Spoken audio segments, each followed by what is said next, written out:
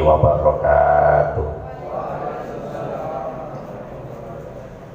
Bismillahirrahmanirrahim. Alhamdulillahirabbil alamin. Wassalatu wassalamu ala sayyidil mursalin wa ala alihi wa ashabihi ajma'in, amma ba'd.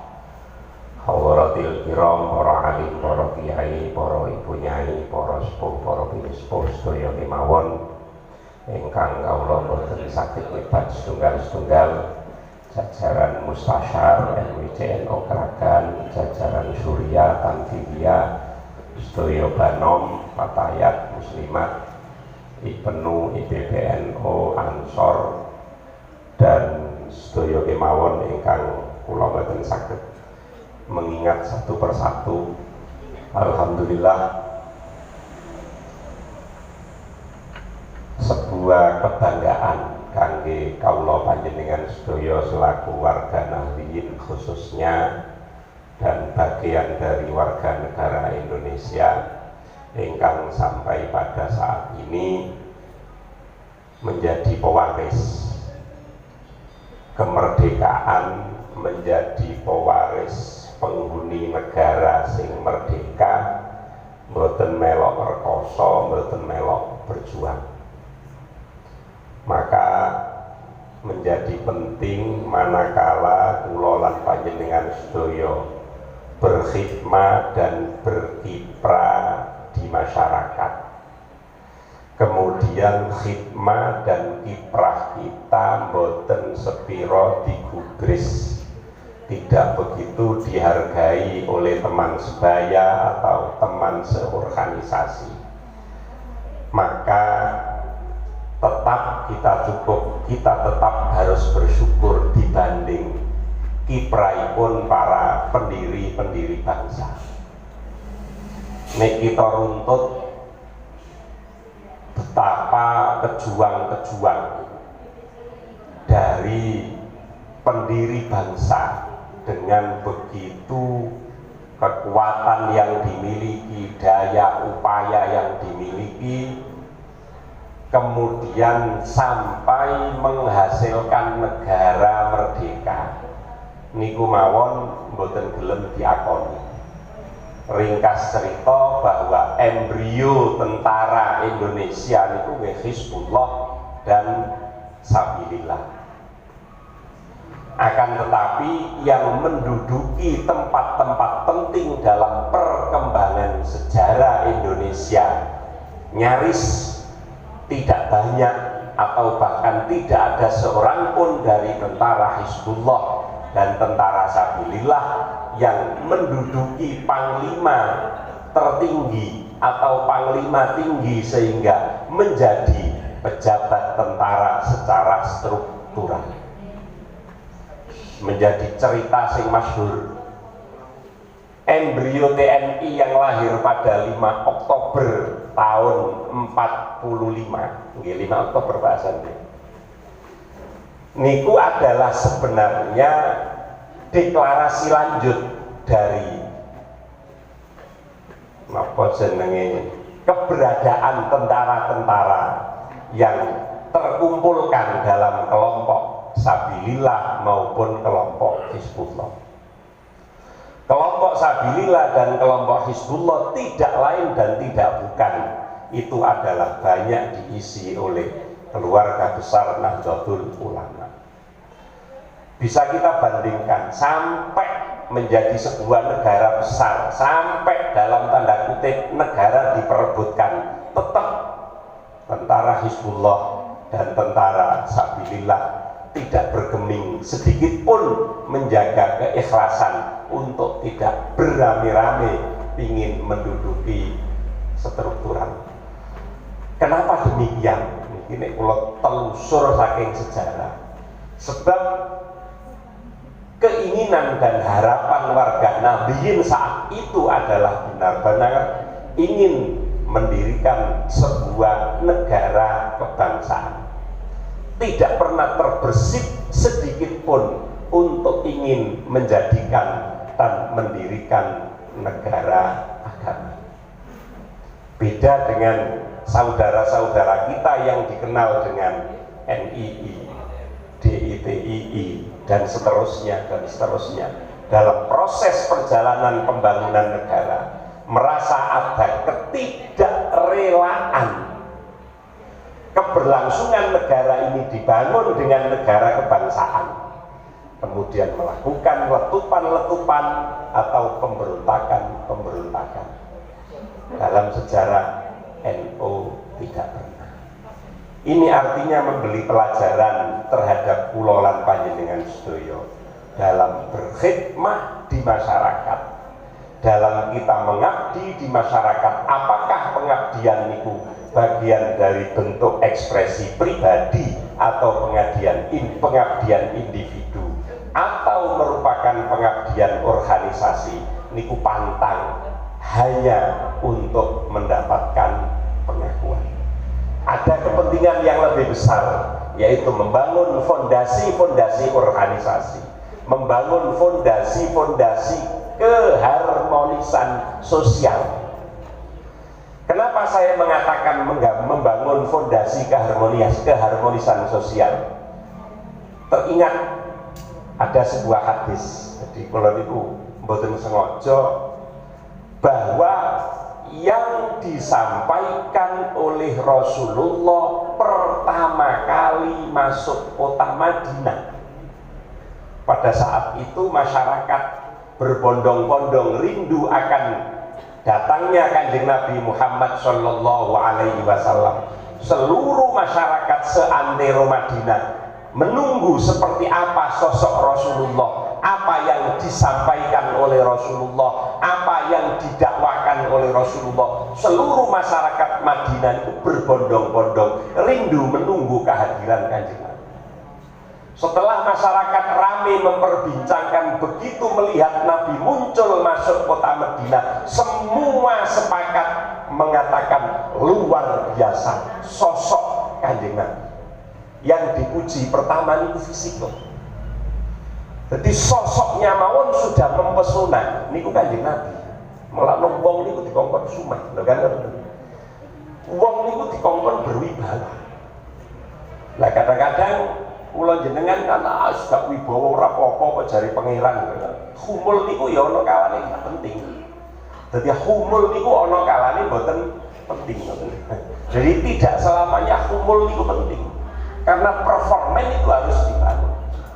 Begitu performen Kanjeng Nabi itu sudah terbaca sedemikian rupa, bahwa sosok Kanjeng Nabi adalah sosok yang berwibawa, sosok yang luar biasa, belum mengucapkan kalimat apapun, masyarakat Madinah itu nunggu. Aku tak nunggu Kanjeng Nabi itu ngendikan apa, Muhammad ini akan mengatakan apa.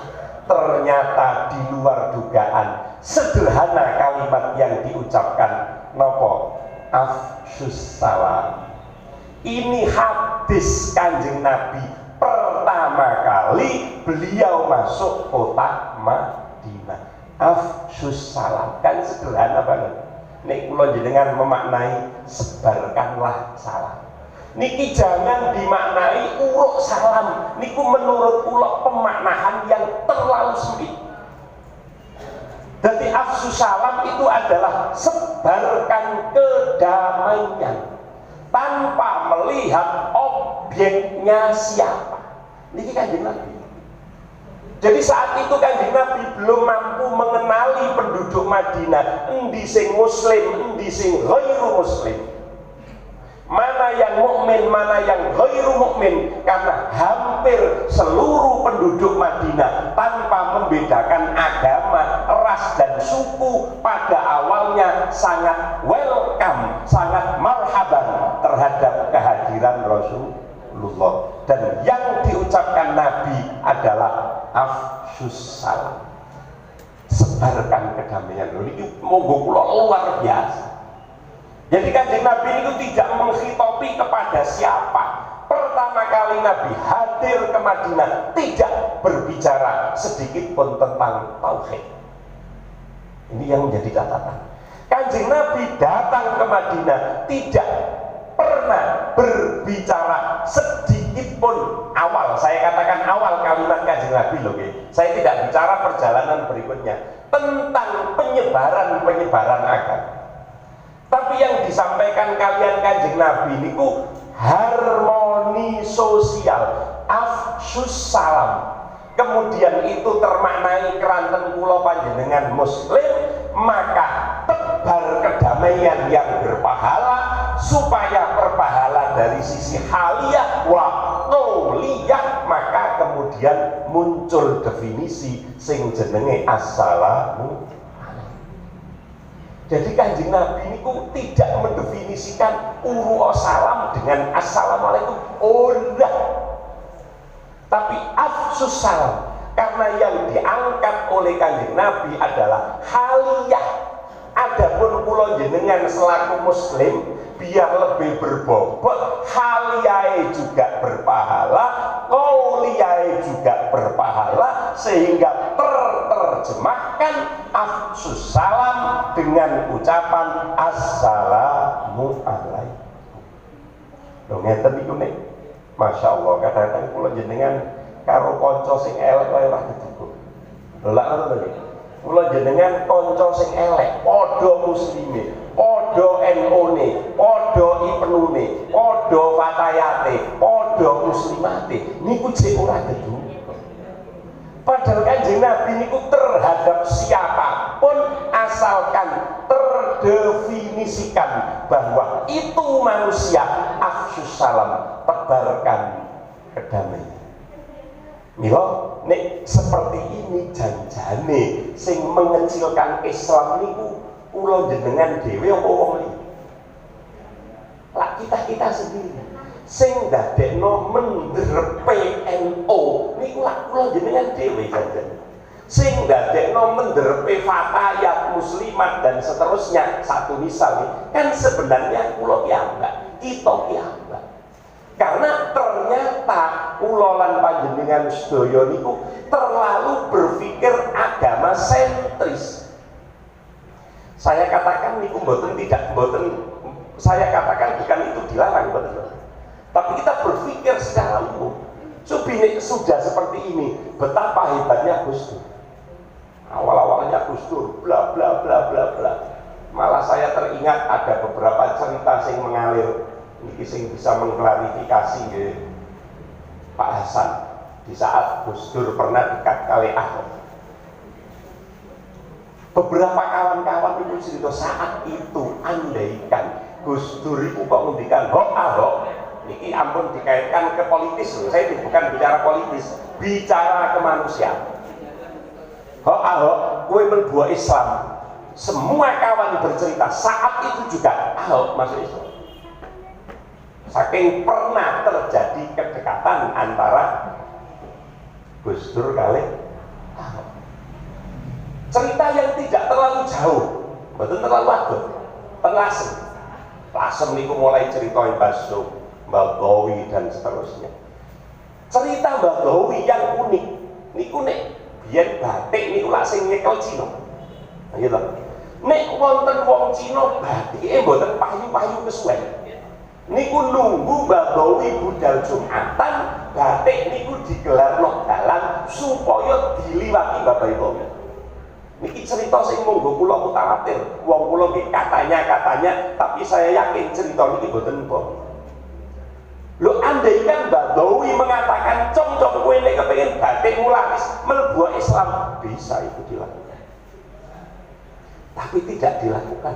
Apakah Bagawi kurang? Mboten gelem dakwatul haq. Mboten gelem dakwah ilal Islam.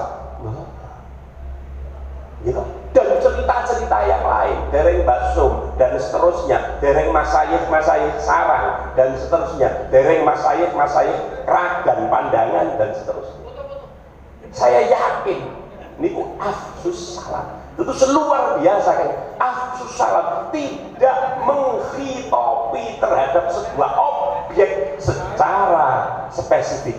Sing penting ayo tebarkan kedamaian, Krono kula jenengan muslim ya uruk salam. Karena uruk salam itu adalah masuk definisi agama, maka diatur sehingga terdefinisikan ora kena uruk salam terhadap wong ghairu muslim. Iya. Artinya menebarkan kedamaian terhadap ghairul muslim dengan ucapan yang menggunakan selain assalamualaikum boleh. Lo kan ngoten berarti dengan sing alih. Tapi nek secara spesifik ngucapno assalamualaikum menjadi tidak senajan nggih wonten ulama-ulama sing mengatakan itu juga boleh. Jarine adamul khilaf aula minal khilaf, melok sing mboten khilaf, melok sing mayoritas ngoten.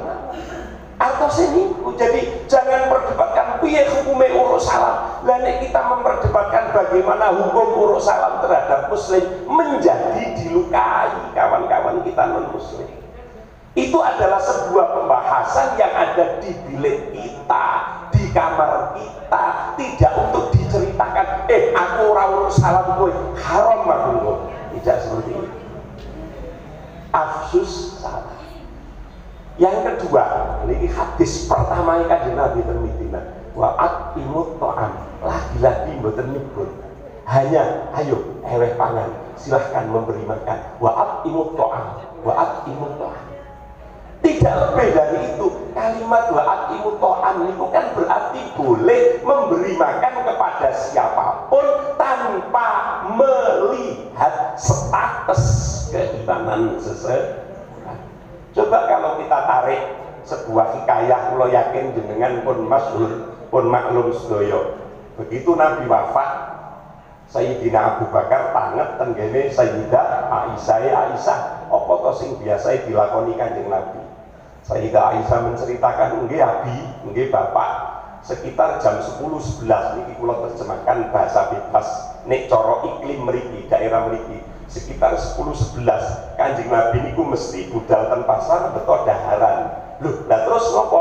Ten mriko niku wonten wong tuwa sing selalu disuapi oleh Kanjeng Nabi karena kebetulan buta. Akhirnya dilakoni kali Sayyidina Abu Bakar budal ten pasar takok golek-golek endi jare ana biasae wong buta sing didulang karo Kanjeng. Mboten mengenal endi, golek kok ora ana wong buta. Ternyata ada di pojok pintu sana wong buta cangkeme elek senengane maido Kanjeng Nabi. Endi Muhammad? Nek wangi harus macam-macam. Tidak ada kalimat yang tidak menghujat dan menghardik Muhammad. Sayyidina Abu Bakar takok di sekitar pasar, pundi tiang sing biasa didulang Kanjeng Nabi. Penduduk sekitar mengatakan gini, kalau Abu Bakar tiang sepuh ten pojoke lawang pasar wuto sing niku cangkeme elek niku sing maido Kanjeng Nabi. Kemudian Abu Bakar mendekat menyuapi.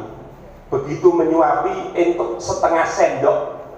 Sapa sing dulang aku? Kok ora kaya biasane? Wong kan dikrosok. Wong Kanjeng Nabi niku melakukan sesuatu menggunakan perasaan. Dan ini kula jenengan lak mboten melakukan sesuatu kadang-kadang ben entuk biji. Wis kula mboten jenengan lak kula.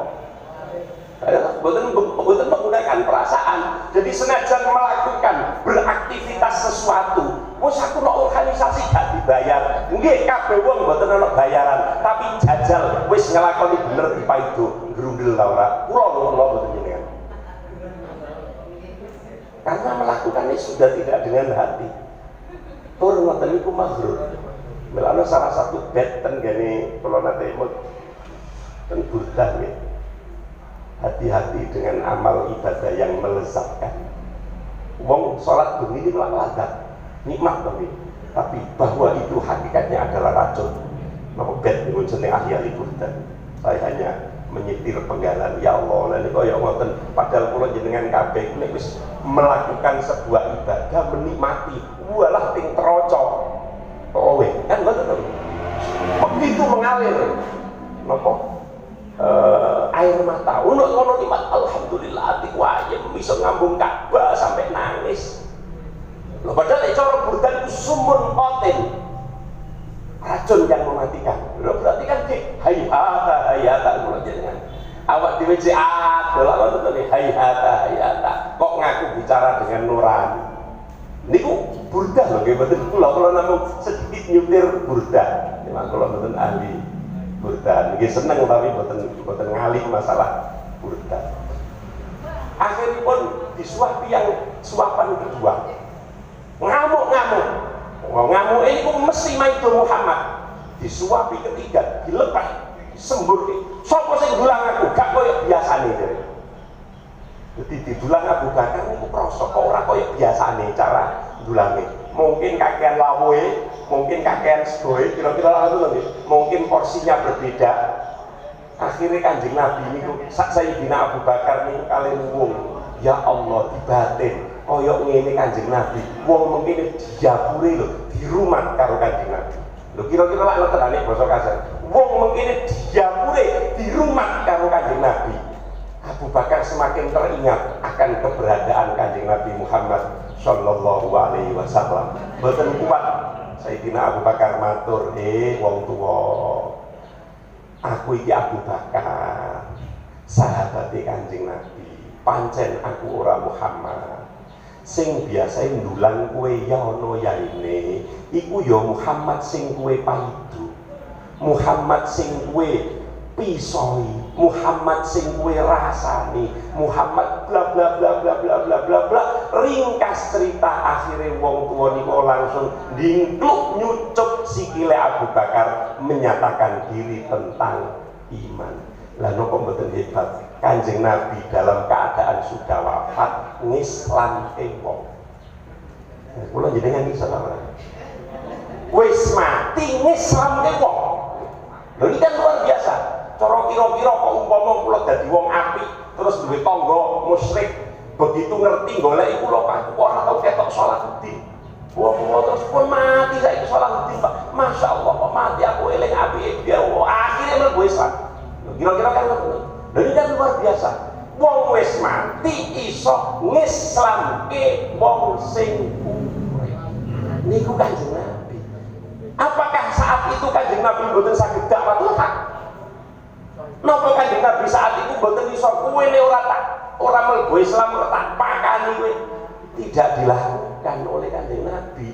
Malah janjane nggih nek ditelusuri yang lebih dalam. Islamke wong niku ya durung mesti apik. Lah ngoten to nggih. Lah kenapa Islamke wong durung mesti apik? Sebab kalimat la ikraha fiddin niku maknani sing jero. Kula jenengan selama ini memaknai la ikraha fiddin itu hanya di kulitnya. Bahwa ternyata kadang kula panjenengan sering membuat teror-teror sosial terhadap teman-teman kita yang musyrik sehingga sebenarnya ada ikrah fi dakwatil haq. Iki kula wonten ngomong ngeten ning wong NU ngene. Mboten wong NU mboten wonten kula. Apa maneh iki dipenggal karo video, wah wis bahaya. Lho nek wong NU kan cerdas-cerdas. Jadi la ikraha fiddin niku kudu dimaknani. Kula kan tidak ada paksaan dalam agama. Kabeh wong nek ora Islam dhewe ngendikan ayat itu. Tapi pemaknaannya.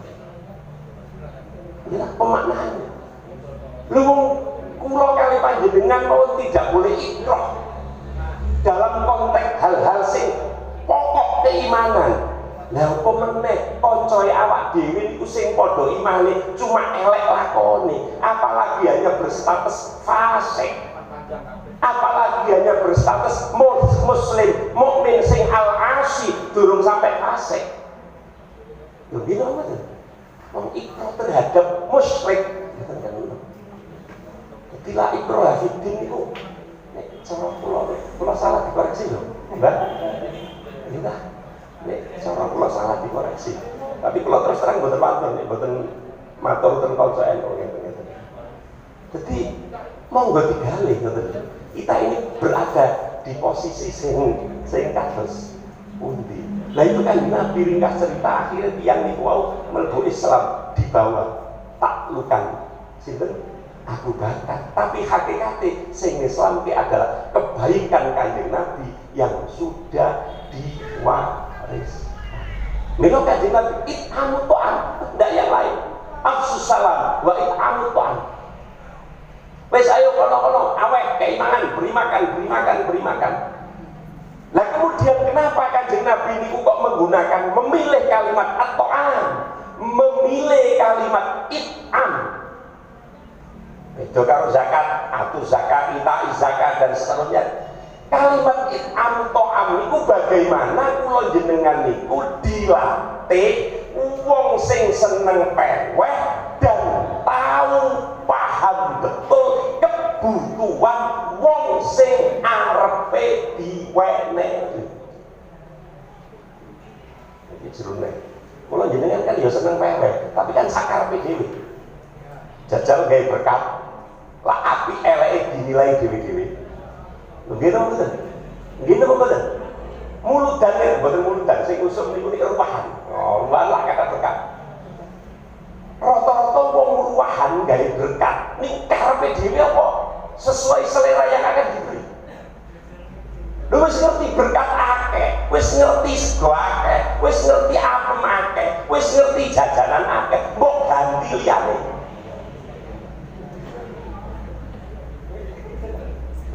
Niki ngapunten kula ngomongin teng wong NU, mboten wong NU mboten wonten kula niki. Nek mboten NU mboten wonten. Kalau kalimat niku it'am to'am monggo dimaknani, diresapi, diangen-angen. Artinya it'am to'am itu memberi makanan, berarti definisi makanan adalah sesuatu yang terkonsumsi. Berarti peweh kuwi harus melihat aku iki peweh ning sapa, butohe apa, yaitu yang akan saya upayakan untuk saya beri. Oh, nek kan iki seneng sedekah. Kula mboten mastani niku elek. Lha iku nek dipenggal disangkai wah kritik sedekah mboten. Kula niku pengin menyampaikan kualitas sedekah. Mboten lho, kualitas sedekah. Nah, milakno ya dimulai dari ya latihan dhewe lah monggo lah. Lalu niku latihan dhewe. Niku kan tapi kamu to'am. Awe panganan gitu. Bukan yang lain. Bukan wis macam-macam kamu to'am. Kalimat ini pun jelas to'am, panganan gitu. Makanan itu berarti mayutaghad dalam apa nilai-nilai gitu. Perkara sing memang menjadi kebutuhan pokok dan difungsikan untuk kekuatan tubuh. Ini definisinya to'am, ngoten lho nggih. Lah sehingga to'am itu bisa menjadi berbeda-beda jenisnya. Oh wong iki butuh mangan berarti nasi, beras, sego. Oh wong iki janjane beras wis duwe, tapi ternyata dia punya kebutuhan yang menumpuk akan kebutuhan sekolah anak. Oh berarti butuh duit, butuh buku, butuh dan seterusnya. Lah niki kula jenengan nggih, yo ayo dikerek sithik kecerdasane. Dan sedekah berkualitas. Selanjutnya wasilul arham, sambung kerabat. Kanjeng Nabi saat itu paham betul bahwa orang yang berkerabat di Madinah niku mboten kok cuma seagama. Wasilul arham, definisi arham sedaya paham bahwa adalah sing masuk kategori kerabat dan seterusnya yang tersambung adanya nasab dan seterusnya. Kalau boten mengurai definisi arham, tapi sedaya paham arham saat itu sangat mungkin terjadi dulur kandung siji wis muslim, siji ghairul muslim. Duwe anak papat saat itu terjadi loro muslim, loro belum muslim. Ono minsanan siji muslim, siji ghairul muslim. Kanjeng Nabi tidak mengatakan sambung keislaman, sambung ukhuwah Islam, tetapi wasilul arham. Dalil tiga, wasilul arham. Kanjeng Nabi bicara tentang keagamaan secara syar'iyyah mahdhah hanya di terakhir. Wasallu napa niku kalimat supe wasallu fil ayam tan apa wan nas niyah. Ini ngoten pokoke. Salatlah tengah malam di mana pada saat kebanyakan manusia sedang tidur. Petang pesen sing telu niku nilai sosial, sing siji niku nilai agama syar'i sing mahdhah. Sing telu niki ghairu mahdhah. Padahal biasa kula jenengan niku sudah berbangga diri nek wis melakukan ibadah-ibadah sing bersifat makhluk. Niki Kanjeng Nabi. Itu pun sing disinyalke kalian Kanjeng Nabi ora kok menggunakan pilihan salat jamaah, salat wajib, salat bla bla bla, tapi salatlah tengah malam di saat kebanyakan manusia sedang tidur. Niku wah masya Allah nilai cara sakniki niku nilai sufian wah tinggi sekali. Nah kula jenengan lak mboten nek gedhong brengan maca selawat kumpul wong jajal bengi-bengi gelem selawat iki. Apa terus selawat ngeten iki nggih mboten. Tapi bahwa ternyata kula panjenengan sedaya niku masih banyak mengabaikan ibadah-ibadah yang sebenarnya secara kualitas pahalai luwe momol, luwe berlipat ganda. Tapi kula jenengan kadang-kadang kan boten masyhur wong napa jenenge kondang tangi wengi kan boten masyhur. Dan paling konangan ya sebab itu gitu ya itu ahli sujud dan sebagainya walaupun sudah barang tentu hanya wong-wong sing padha ahli ibadahe saged duwe sinyal wong kae lo wajahe kok sejuk wong kae lo kok sume wong wah iku ketokane ahli iya hanya orang-orang sing padha ahli nek wong kaya kula iku boten iso menilai para rawuh kang tansah kawula mulyakaken mugi-mugi kula jenengan bisa menjadi pewaris kados ajaran-ajaran para muassis nggih mbangun negara tapi boten pernah berpikir untuk menjadi bagian dari negara. Bangun negara tapi tidak pernah sedikit pun terpikir mendapatkan sesuatu dari negara. Dan kula sakniki anggere bupati ora nyairno proposal ngono ngamuk. Ya, ora diurus gak waktu tapi para ingkang tansah kawula mulyakaken ninggi sebagai penyemangat kula jenengan berorganisasi boten konteks komunikasi kali birokrasi nek mau komunikasi ngeten digawa ning birokrasi kenaan beda lagi niki konteks kula jenengan berkhidmat di dalam organisasi nek bayaran jelas boten ono. Wong kula yakin sedaya sepakat berorganisasi NU mboten wonten sing arep-arep bayaran. Tapi sing kadang-kadang kecoba wis rumangsa bener tapi iki dipaidu akhire purik. Lah niki sing ati-ati. Gitu? Wis rumangsa bener isih dipaidu akhire purik niki sing ati-ati. Ketlane bener justru niku. Wah, cilaka mendingan ora usah organisasi. Mendingan rasa rohani. Ini pun jenenge wong organisasi ini latihan sabar, latihan piye carane dilem boten mongkok, latihan piye carane mengakui karya orang lain. Jadi wong organisasi ini latihan ngelem, latihan dilem, sing biar berada atau tetap pada koridor-koridor sing boten membahayakan. Piye carane ngelem sing boten membahayakan. Piye ngadepi nek dilem wong sehingga mboten ndadosake takabur niku sedaya ada di organisasi Lakelersan. Organisasi kita niku organisasi sing luar biasa. Ngapunten ingkang kathah, mugi-mugi kula panjenengan sedaya dipun paringi kegiatan selalu saged khidmah nderekaken para ulama, khidmah nderekaken Jamiyah Nahdlatul Ulama. Amin Allahumma amin. Hadanallahu wa iyyakum ajmain. Assalamualaikum warahmatullahi wabarakatuh. Bismillahirrahmanirrahim. Alhamdulillah bi'ijatihi tatimmu shalihat. Allahumma nas'aluka bimanatil izzi min arsika wa min rahmati min tabika bismillahil azim bijatikal a'la wa kalimatat tamma.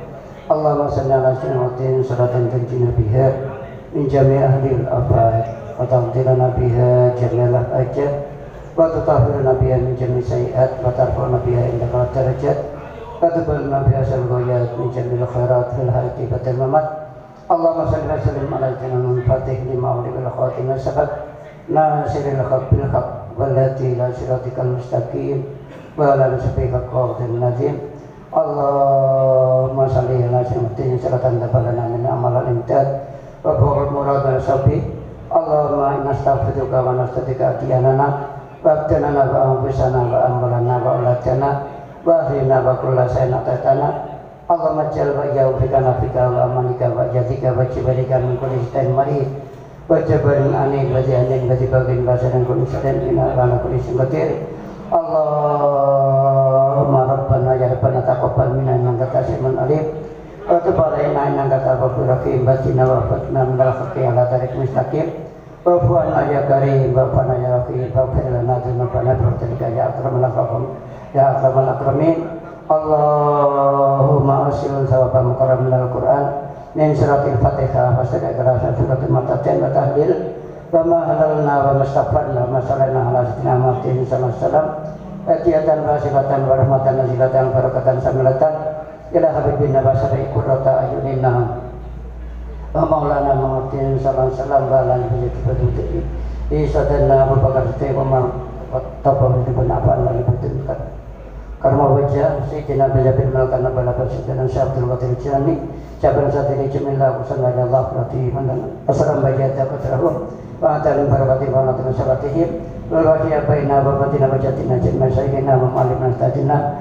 wa jamil kubur minal masisin wal mudarrisin min syuyukhin nasatul ulama wa jamil kubur min alina wa alikum wa batina wa amtikum. Allahumma fir lahum barakamu wa afiyafunahum wa taqabbal jami'a malahum wa fir dzunubahum warfa' darajatahum wa jannata ma'wahum. Allahumma rizqna qalban wasi'an darian wa inan bagiyatan wa badanan syafikan syafiran wa yakinan syadikan bilaki syadian wa tabatan nasruka wa lisanan dhakiran wa hamidan wa imanan syafihan wa rizqan khlan gababasian wa ilman nafian wa ulatan sinan jamil wa sahiban ukan basinan tabil fil khair mustaqilan bil batil kharisati hukukan wasanan wa amalan salihah. Rabbana zalamna anfusana wa lam taghfir lana wa tarhamna lakunanna minal khasirin. Rabbana atina min ladunka rahmah wa inna minal musaddiqin. Rabbana ighfir lana wa li ikhwanina alladziina sabaquna bil iman wa la taj'al fi qulubina ghillan ladziina amanu. Rabbana innaka ghafurur rahim. Rabbana atina fid dunya hasanah wa fil akhirati hasanah wa qina adzabannar. Subhanallahi wa salamun alal mursalin walhamdulillahi rabbil alamin.